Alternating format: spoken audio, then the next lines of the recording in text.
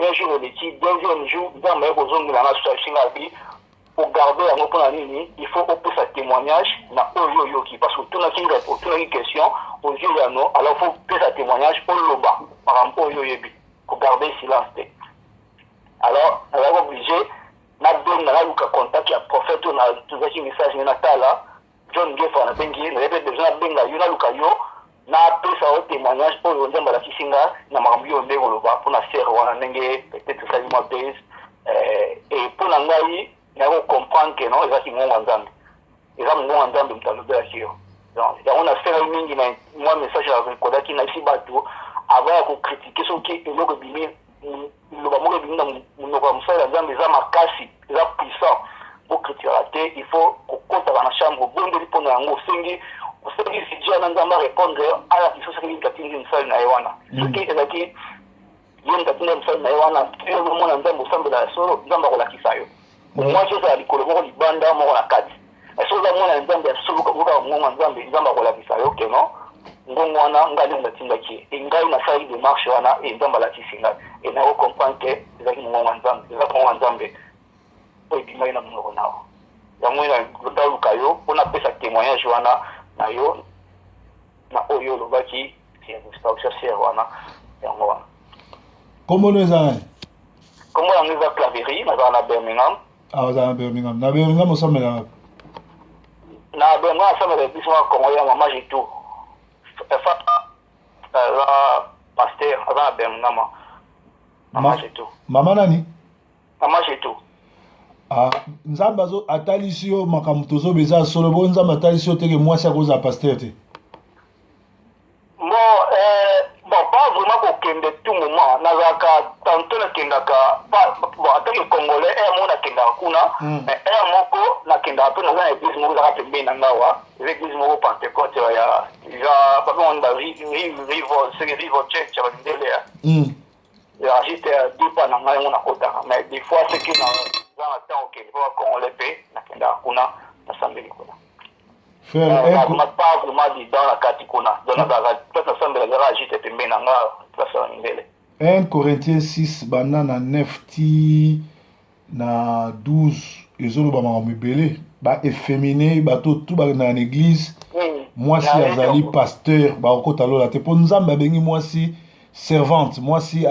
asala évangélisation mwasi ateya bamama me mwasi akoteya na église te bato nyonso tu aexorte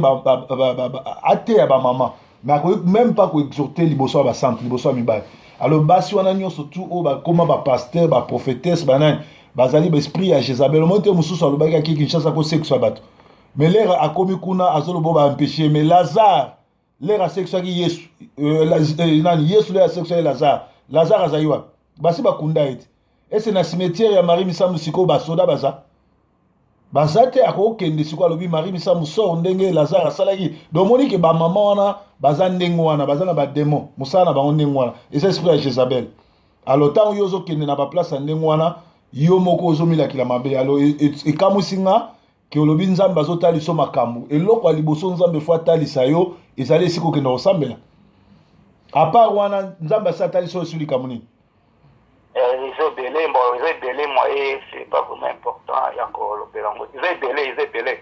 neti na Birmingham lere nalobaka makambo ya Igo soki pasteur Igo oyo alongwa ala la gloire nalobaka ngo nazwaka temps ya kolanda yango te parce que nazwaka vraiment temps ya kozala kolanda vraiment babiloko wana mingi te parce que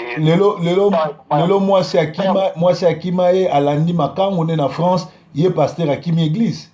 mais lere nalobaka yango bato bakanisaki yenga nazokosa donc nga akosala makambo te et puis ndenge eza wana ndeko na nga il faut obima kokendaka na église abasi te oyo mwasi azoteya kokendaka te nzambe apesi mwasi ministère te azala mwasi ateya tu mwasi akoki koprophétiser mwasi akoki koévangéliser kobengisa bato baya na église mwasi akoki teya bamama mais mwasi akoya kozala pasteur te basi nyonso to bapasteur bakokota lola te mibali oyo mpe bakendaka na église basi baza bapasteur bakokota lola te nayebi te so oza na likambo mosusu nayo ma likambo te mais nazotindela oyo message yango oyo narekordaki naotindela yango so na email na te soko okozwa yango soko otindi na ozwa yango naotinda yango na email naotélécharge yango sikoyo parce que natiaki yango na email natindelaki yango pasteur John Ngefa et puis oyo pe na ngana tindela yango na ngana la si ya email address na pona comme cela ngo. OK. Olobi kombo no ezali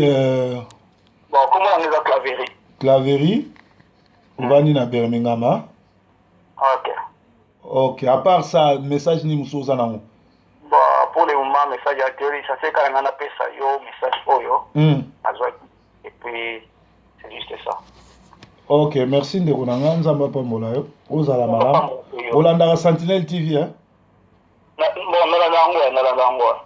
Bon, ma bataille na biso mona onde. Bon, sinon commentaire vraiment grave pour les mois zananté. Les zananté. Par la grâce de Dieu ça va. Ah. OK, nzamba pambola ozala bien. Après na yo pera. Merci bye bye.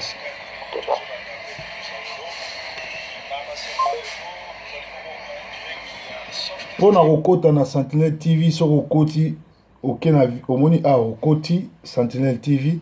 kende na vidéo soko cliquer vidéo et kopesa yo ba vidéo na biso nyonso tu. Ba vidéo na biso nyonso tu.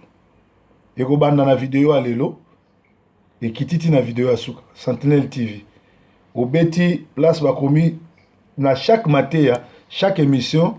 beta place so ba komi photo na ngango beta na se soko cliquer pas et kobimisela yo banani mobimba ale OK na vidéo.